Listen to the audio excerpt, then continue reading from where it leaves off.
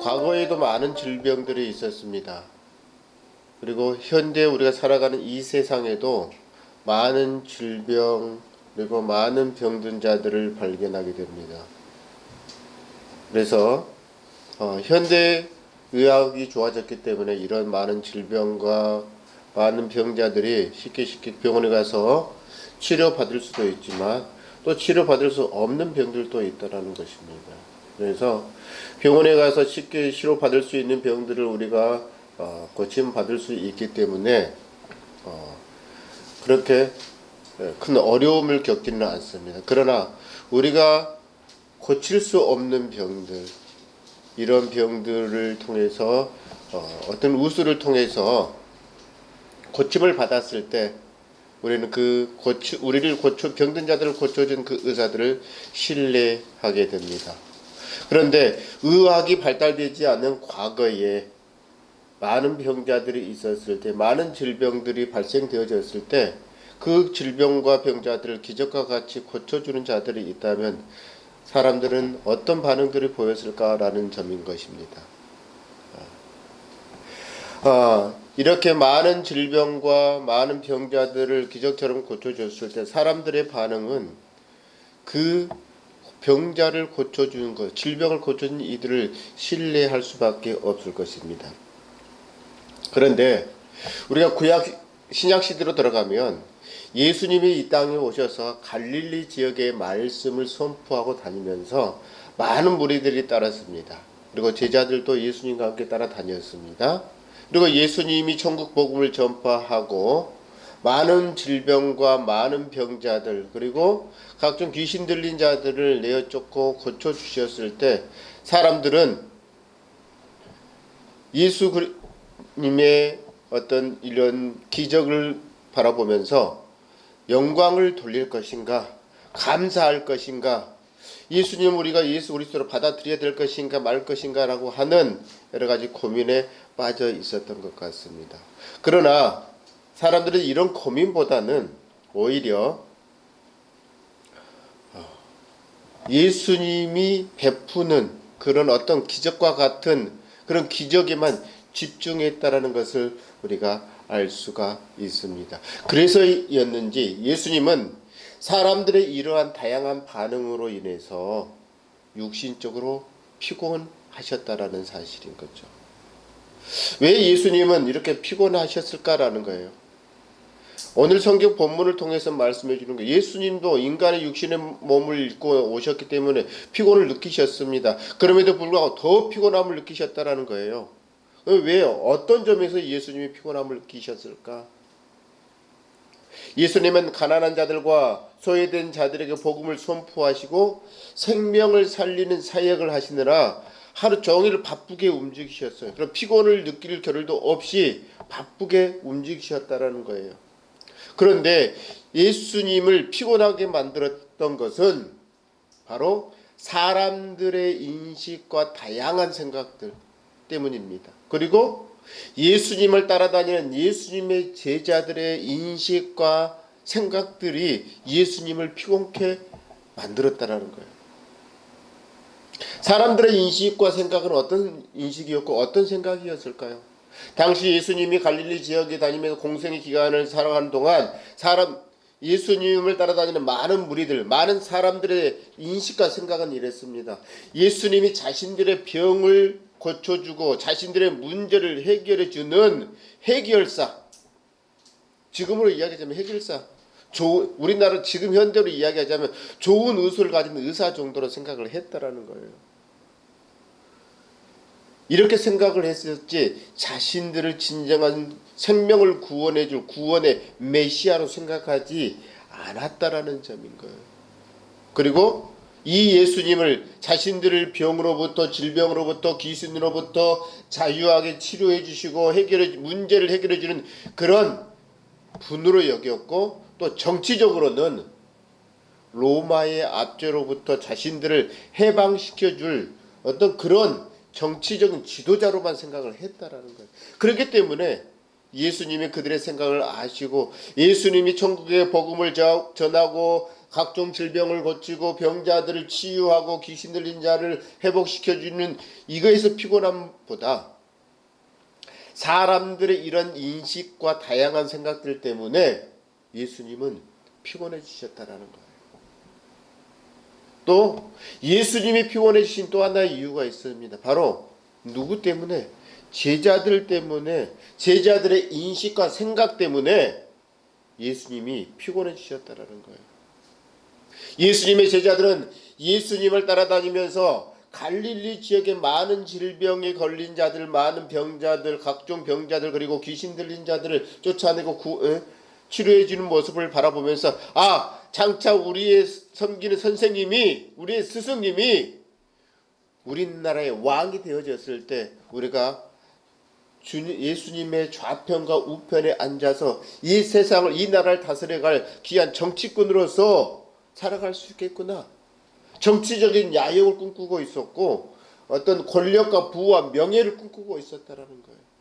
예수님의 제자들마저 예수님과 함께 따라다니면서 공생을 같이 보내면서 예수님이 어떤 분이라는 걸 알아야 했음에도 불구하고 예수님에 대해서 정확히 알지 못하고 자신들의 문제를 예수님을 통해서, 자신들이 꿈꿔왔던 것들을 예수님을 통해서 이루어가고 싶어하는 세상적인 욕심으로 이루어가고 싶은 그 욕심만 가지고 있었다라는 거예요. 예수님을 누구인지 모르고 있었다는 것을 말해주고 있어요. 그렇기 때문에 제자들의 이러한 인식과 잘못된 사고방식으로 인해서 여전히 아직 부족한 제자들로 인해서 예수님이 피곤해 하셨다라는 거예요. 예수님의 제자들은 이렇게 예수님과 함께함으로 그들이 휴식을 얻을 수 있었습니다. 예수님은 제자들과 함께하면서 갈릴리의 바다를 건너가면서 배 고문에서 이렇게 휴식을 취하고 계십니다. 우리에게 휴식은 어떤 게 휴식입니까? 바로 예수님과 함께하는 것. 예배하며 교제하며 나누며 섬기며 말씀으로 이루어받는 것, 이것이 우리에게 휴식이 되어야 된다는 것을 말씀해 주고 있는 거예요. 제자들로 인해서 피곤하신 이유가 무엇입니까? 35절에 이렇게 말씀하고 있죠. 그날 저물 때에 제자들에게 이르시되 우리가 저편으로 건너가자 하시니 36절의 말씀, 그들이 무리를 떠나 예수를 배에 계신 그대로 모시고 가매 다른 배들도 함께 하더니. 자, 이 35절과 36절 말씀에 제가 많은 내용들이 실려져 있지는 않지만 이 내용 속에는 예수님과 늘 함께 했던 제자들이 예수님을 모시고 배에 모시고 이 편에서 저 편으로 건너가고 있다라는 거예요. 그러면서 이 편에서 저 편으로 갈릴리 바다를 건너갈 때 예수님의 제자들은 어떤 생각을 했을까라는 겁니다.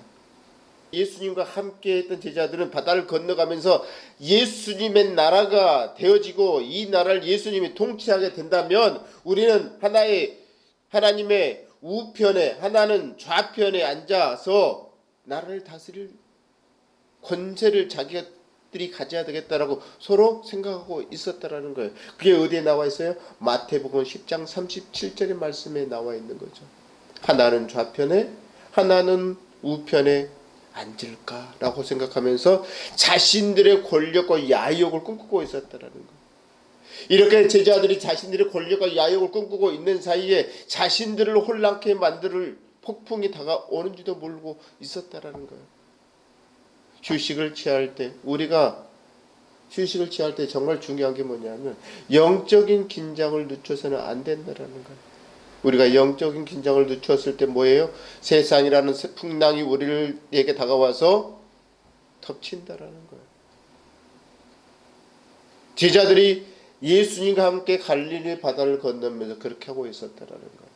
자신들에게 다가올 풍랑을 생각지도 못하고 자신들의 꿈을 위해서 어떻게 해서든 예수님을 팔아서 자신들의 야욕을 꿈꾸고 있었다는 것을 발견할 수가 있다라는 거예요. 다시 말해서 이 말은 무슨 말입니까? 여전히 예수님의 제자들은 예수님이 어떤 분인지 정확하게 모르고 있다라는 사실이에요. 그렇기 때문에 예수님이 피곤해질 수밖에 없다라는 거예요. 여전히 예수님을 제자들이 메시아로서 신뢰하지 못하고 있다라는 사실 때문에 예수님이 피곤해서 고문에 주무시고 계셨다라는 사실이에요. 두 번째로 예수님이 또 피곤해 하신 이유가 있습니다. 제자들 때문에 피곤해 하신 이유가 무엇이 있을까요? 강풍을 만났을 때 제자들이 허둥대는 모습 때문에, 허둥지둥 되는 모습 때문에 예수님이 피곤해 하셨다라는 거예요. 피곤하신 예수님도 제대로 온전한 휴식을 취하지 못하고 계시다는 것을 말씀을 주고 있는 내용이 바로 37절의 말씀이에요.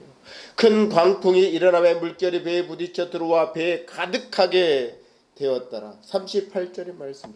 예수께서는 고문에서 베개를 베고 주무시더니 제자들이 깨우며 이르되 선생님이여 우리가 죽게 된 것을 돌보지 아니하시나이까 하니, 이렇게 말씀하고 있어요.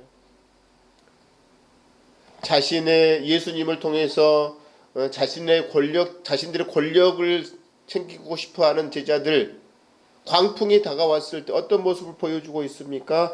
큰 광풍이 일어나며 물결이 배에 부딪혀 들어와 배에 가득하게 되어졌을 때 제자들은 허둥지둥 되고 있다는 거예요. 모든 물건을 바다에 던집니다. 그리고 물을 퍼냅니다. 그리고 38절에 예수님을 깨우면서 선생님이여 우리가 죽게 되었는데 왜 우리를 돌보지 않으십니까? 라고 예수님을 그때서 깨우게 됩니다. 예수님의 제자들은 배에 있는 물건들을 바다에 던집니다. 물을 퍼냅니다. 그리고 자신들의 힘으로 모든 것을 해내려고 하고 있었다라는 거예요. 그리고 자신들이 거의 빠져 죽어갈 무렵에 배 고물에 주무시고 계시는 예수님을 생각하게 됐다라는 거예요. 왜 예수님의 제자들이 이렇게 허둥지둥 되고 있을까요? 함께 계신 예수님을 여전히 예수님의 제자들이 믿지 못하고 있기 때문에, 그래서 강풍을 만난 제자들은 허둥지둥 될 수밖에 없었다라는 거예요. 예수님이 피곤해지셨다는 이유가 바로 여기에 있다라는 거예요. 예수님의 제자들이 예수님을 온전히 믿지 못하고 광풍을 만났을 때 허둥지둥 되고 있기 때문에 예수님의 제자들을 바라보면서 피곤해지셨다라는 거예요. 그렇습니다. 예수님의 제자들은 예수님과 늘 동행하고 계셨기 때문에 허둥지둥 돼야 될 이유가 없었습니다.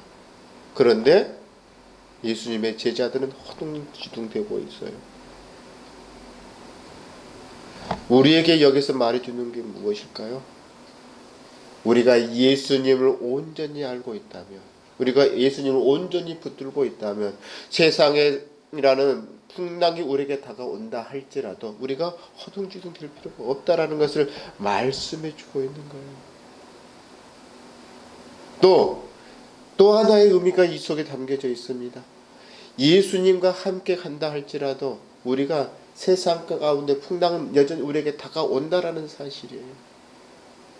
사람들은 교회에서 열심히 봉사하고 열심히 섬기면 자신들의 삶이 어려움이 없어질 것이고 또 축복만 받을 것이다 라고 생각을 하게 됩니다. 어떤 풍랑들이 다가오지 않을 것이라고 생각을 합니다. 그렇지 않다라는 거예요. 예수님과 함께 할지라도 우리에게 여전히 풍랑이 다가올 수 있고 우리에게 어려움이 다가올 수 있다는 것입니다. 그러나 이러한 풍랑이 다가왔을 때 우리가 무엇을 신뢰하느냐, 무엇을 꿈꾸고 있느냐에 따라서 이 어려움을 이겨낼 수 있느냐 없느냐라는 것을 말해주고 있는 거예요. 즉 세상의 풍랑이 다가왔을 때 우리가 이 어려움을 이겨낼 수 있는 것은 무엇입니까? 믿음을 가지고 예수님을 신뢰하는 거예요. 예수님을 믿는 거예요. 이렇게 했을 때 예수님을 피곤케 하지 않을 뿐만 아니라 우리가 세상을 살아가면서 풍랑이란 세상의 풍랑을 만났을 때 그 어려움을 당당히 이겨낼 수 있다는 것을 말씀해 주고 있는 거예요. 그러면 우리가 세상의 풍랑을 만났을 때, 세상이란 거대한 풍랑을 만났을 때, 세상 속에서 어려움을 만났을 때 우리가 어떻게 하여야 예수님이 피곤치 않게 하실 수 있을까라는 거예요. 예수님을 피곤치 않게 할 수 있는 방법이 무엇일까요? 38절에 나와 있습니다. 예수께서는 고문에서 베개를 베고 주무시더니 제자들이 깨우며 이르되 선생님이여 우리가 죽게 된 것을 돌보지 아니하시나이까 하니 하시면서 제자들이 누구를 깨우는 거예요? 예수님을 깨우는 거예요. 예수님의 제자들은 갈릴리 바다에 배가 침몰해 가는 자신들, 위기에 처해 있는 자신들의 모습을 바라보면서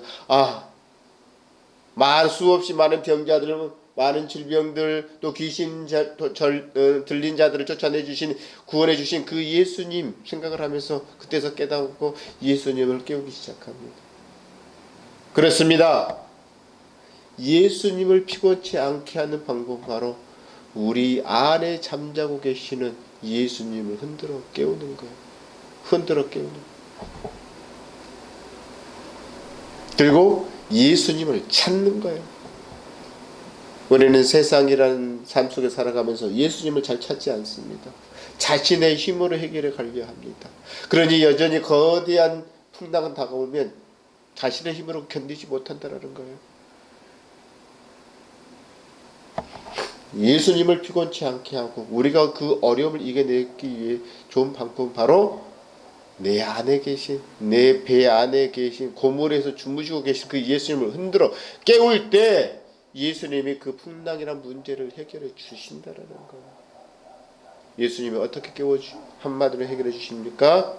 39절에 예수께서 깨어 바람을 꾸짖으시며 바다들어 이르시되 잠잠하라 고요하라 하시니 바람이 그치고 아주 잔잔하여지더라.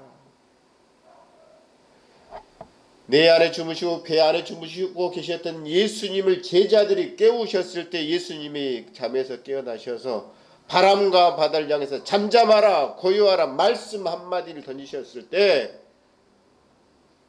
그 물결, 성난 물결을 내뿜었던 바다가 잔잔해지고 바람이 잔잔해졌다는 사실이에요. 그리고 제자들의 모든 문제가 한순간에 말씀 한마디로 다 해결되어졌다는 거예요. 결국 이 기적을 통해서 바람도 잠잠케 하고 파도도 잠잠케 하였던 이 예수님의 모습을 보면서 제자들은 예수님을 누구로 믿어야 돼요?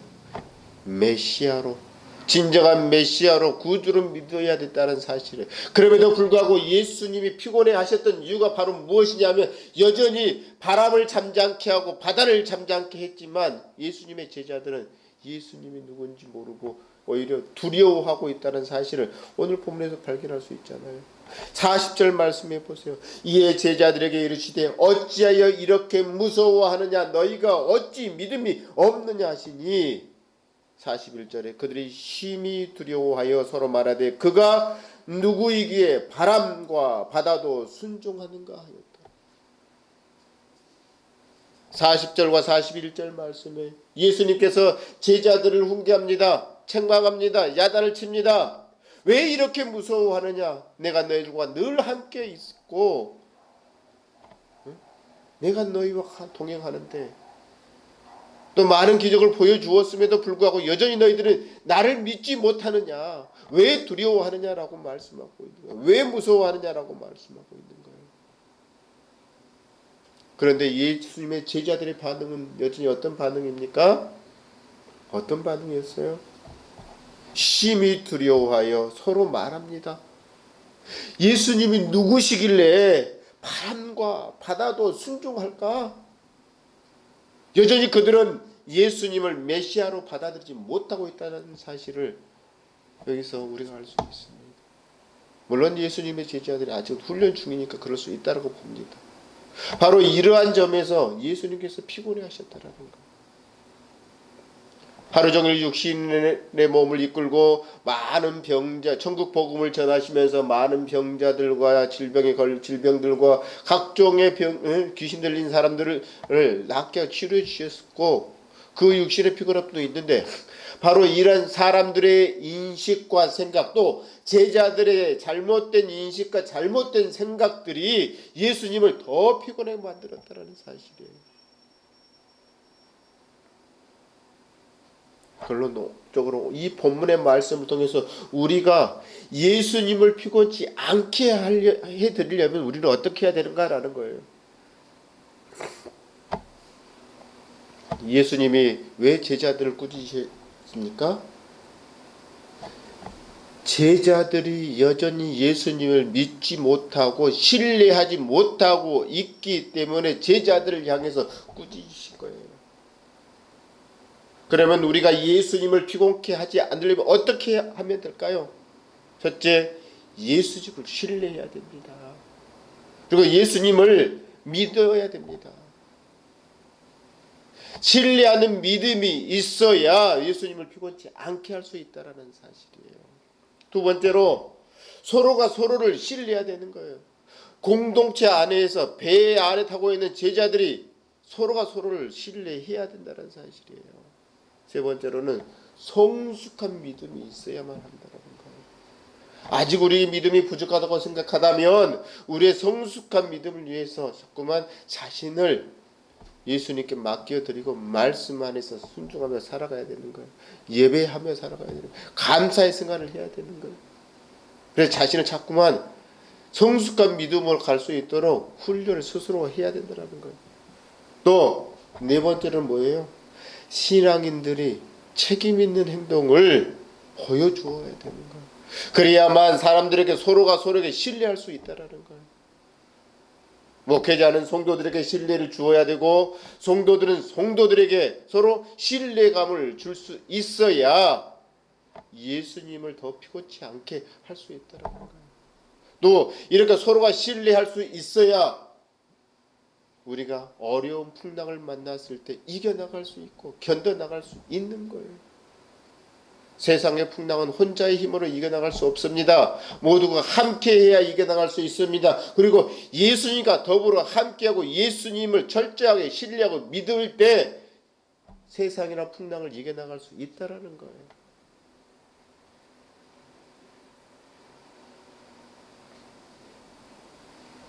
신뢰가 있어야 풍랑을 만났을 때 감당해 나갈 수 있고 이겨나갈 수 있는 거예요.